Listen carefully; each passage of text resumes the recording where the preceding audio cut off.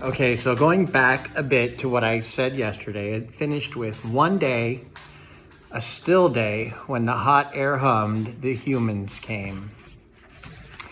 After they captured my sister and me, they put us in a cramped, dark crate that smelled of urine and fear.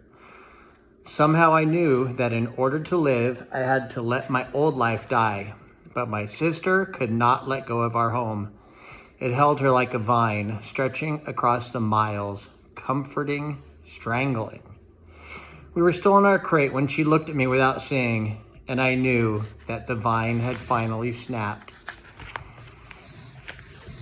It was Mac who pried open that crate. Mac who bought me.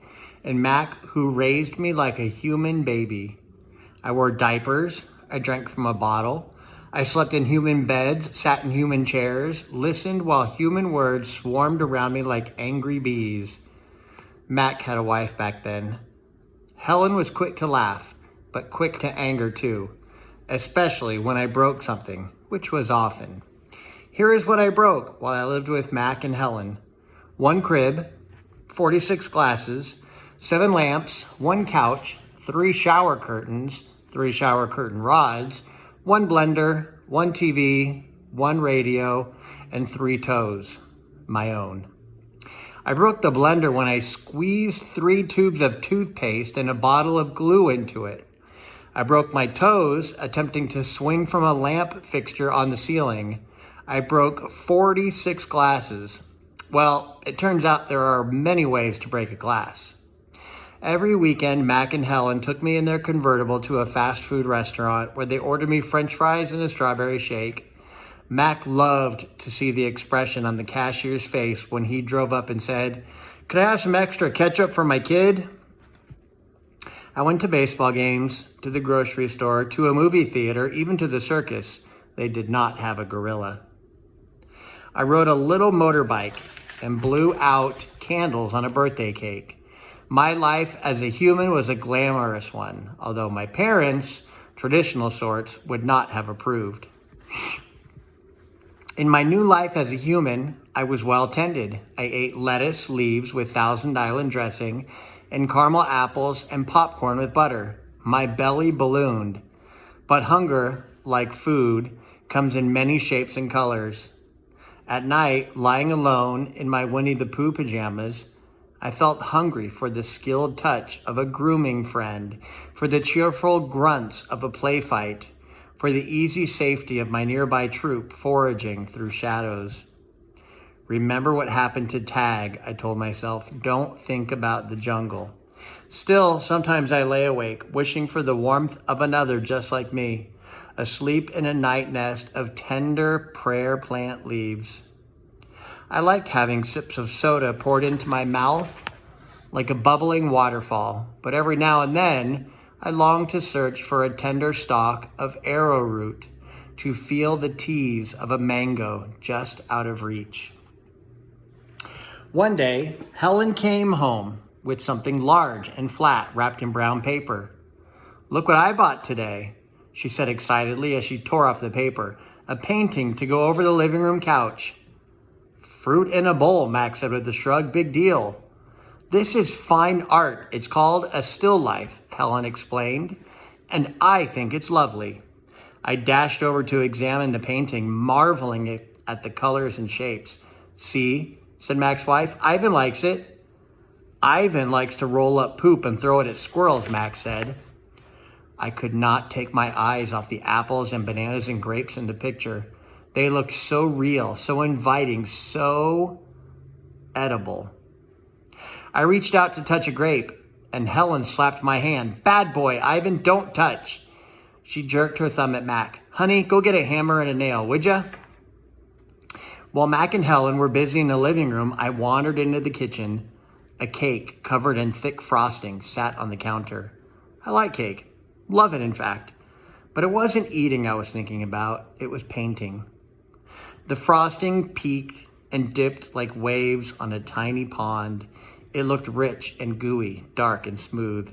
It looked like mud. I scooped up a handful of frosting. I scooped up another.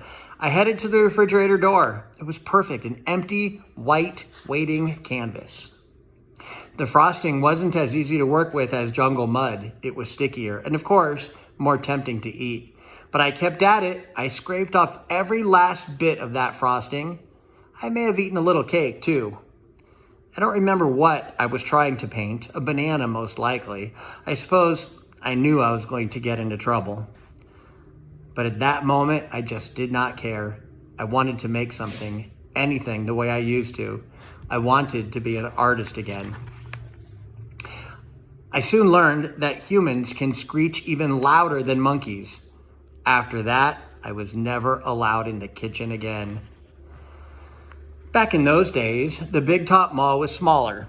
It had a pony ride, a wooden train that bustled around the parking lot, a few bedraggled parrots, and a surly spider monkey.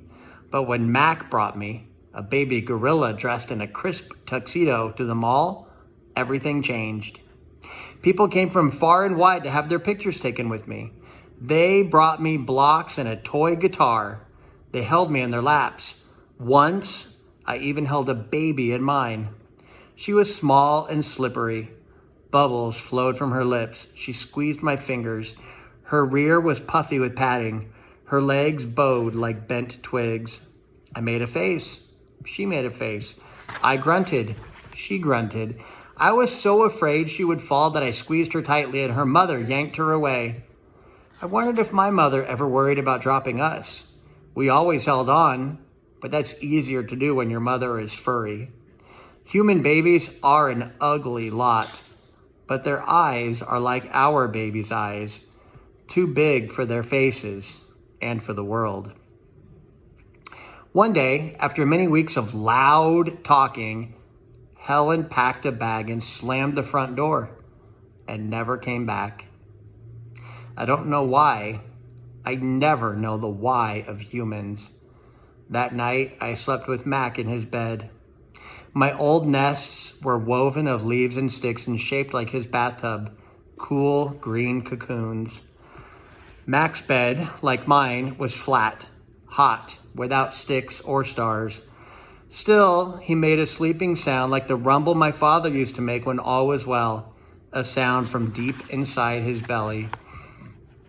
Mac grew sullen. I grew bigger.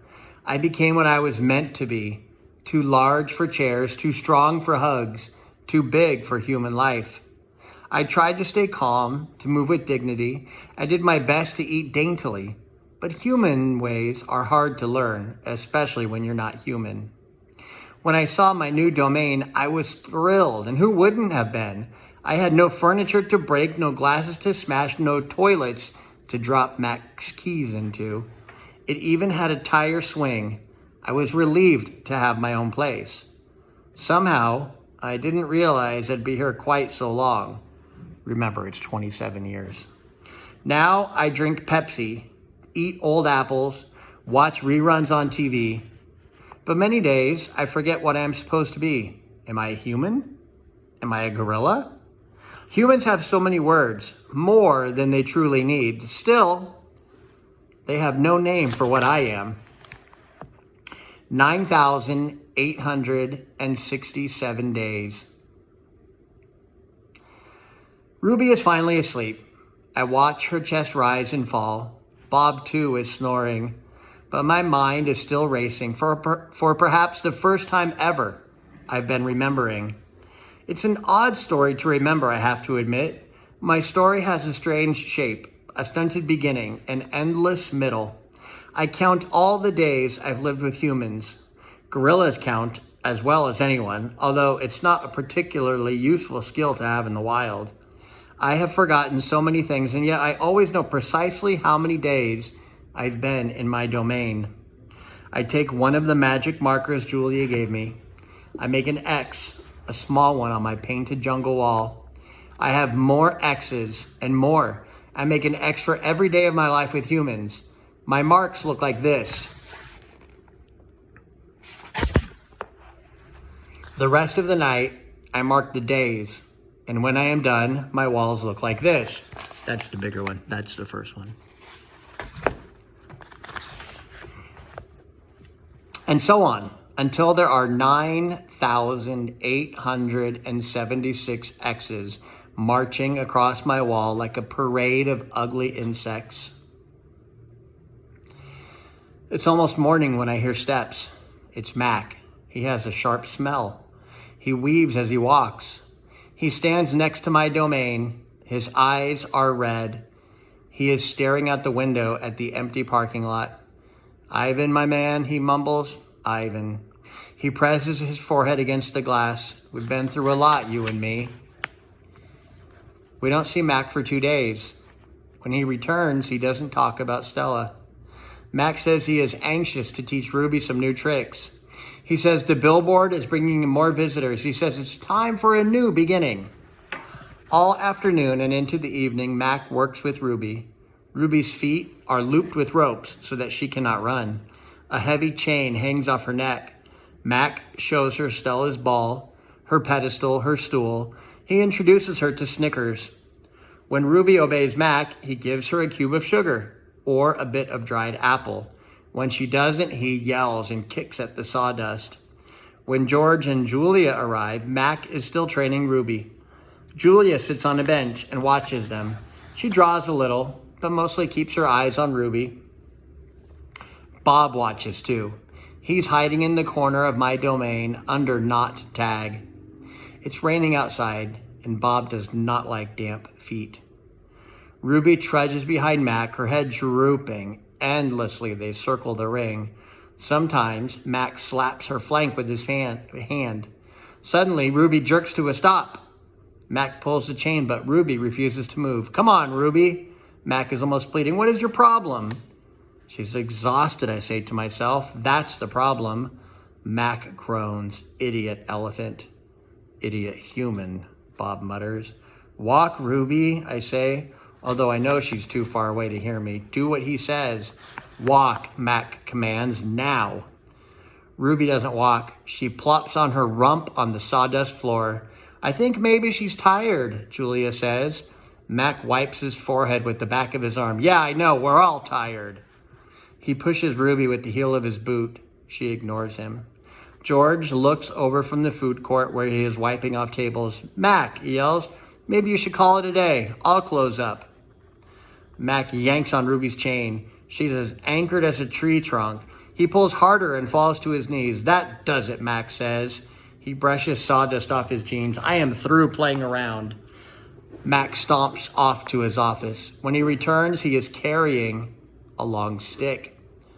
The gleaming hook on its end is almost beautiful, like a sliver of moon. It's a claw stick. Mac pokes Ruby with the sharp point. Not hard, just a touch. I can tell he wants her to see how much it can hurt. Shush. I growl low in my throat. Ruby doesn't budge. She is a gray, unmoving boulder. She closes her eyes, and for a moment I wonder if she might have fallen asleep. I'm warning you, Mac says. He breathes out. He stares at the ceiling. Ruby makes a huffing sound. Fine, Mac says. You want to play it that way? He draws back the claw stick. No, Julia cries. I'm not going to hurt her, Mac says. I just want to get her attention. Bob snarls. Mac swings. The hook slices the air just a few inches above Ruby's head. See why you don't want to mess with me, Mac says. He draws back the claw stick again. Now move. Ruby jerks her head, flinging her trunk toward Mac. She makes a noise that sends the sawdust scattering. It makes my glass shiver. It's the most beautiful mad I've ever heard. Ruby's trunk slaps into Mac. I don't see exactly where she strikes him, somewhere below his stomach. I think, and I know he must be uncomfortable because Mac drops the claw stick and falls down on the ground and curls into a ball and howls like a baby. Direct hit, Bob says. Mac groans. He stumbles to his feet and hobbles off toward his office. Ruby watches him leave. I can't read her expression. Is she afraid? Relieved? Proud? When Mac is gone, George and Julia lead Ruby from the ring. It's okay, baby. It's okay, Julia says. stroking Ruby's head. They settle Ruby in her domain and make sure she has fresh water and food. Before long, Ruby's dozing. Dad, Julia asks as George locks Ruby's iron door, do you think Mac would ever hurt Ruby? I don't think so, Jules, George says. At least, I hope not. Maybe we could call someone. George scratches his chin. I wish I could help Ruby, but I don't know how. I mean, who would I call? The elephant cops? Besides, George looks down. I need this job, Jules. We need this job. Your mom, the doctor bills. He kisses the top of Julia's head. Back to work, you and me both. Julia sighs and reaches for her backpack. She removes a piece of paper, a bottle of water, and a small metal box. Homework first, George says, wagging a finger, then you can paint. It's for art class, Julia explains. We're doing watercolors. I'm going to paint Ruby. George smiles. All right then, just don't forget your spelling. Did you see Mac's face when Ruby hit him? George nods. Yes, he says solemnly, I did. He shakes his head. Poor Mac. He turns away, and only then do I hear him laughing. Julia opens the metal box. I see a row of little squares, green, blue, red, black, yellow, purple, orange. The colors seem to glow. She pulls out a brush with a thin tuft of a tail at its end. She dips the brush in water and wets the paper, then taps at the red square. When the brush meets the damp paper, pink petals of color unfurl like morning flowers. I cannot take my eyes off that magical brush. For a moment, I'm not thinking about Ruby and Mac and the claw stick and Stella. Almost. Julia touches red again, then blue, and there, suddenly, is the purple of a ripe grape. She touches the blue, and her paper turns to summer sky, black and white, and now I see that she is painting a picture of Ruby. I can make out the floppy ears, her thick legs. Julia stops painting. She takes a few steps back, hands on her hips, gazing at her work. She scowls. It's not right, she says. She glances over her shoulder at me. I try to look encouraging. Julia starts to crumple up the paper, then reconsiders. Instead, she slides it into my cage at the spot where my glass is broken. Here you go, she says. A Julia original. That'll be worth millions someday. Gingerly, I pick up the paper. I do not eat a single bite of it. Oh, hey, I almost forgot. Julia runs to her backpack. She pulls out 3 plastic jars, one yellow, one blue, and one red. She opens the jars, and an odd, not food smell hits my nose. Julia pushes the jars one by one through the opening. Then she slides some paper through. These are called finger paints, she says. My aunt gave them to me, but really, I'm too old for finger painting. I stick a finger in the red jar. The paint is thick as mud. It's cool and smooth, like bananas underfoot. I pop my finger into my mouth. It's not exactly ripe mango, but it's not bad. Julia laughs. Don't eat it. You paint with it. She grabs a piece of paper and presses her finger on it. See? Like this. I place my finger on a piece of paper. I lift it and a red mark is there. I get a bigger glob from the pot and slap my hand down on the page. When I pull my hand off the paper, its red twin stays behind.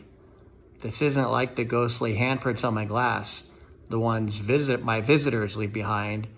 This handprint can't be so easily wiped away. And that's where we'll stop for today.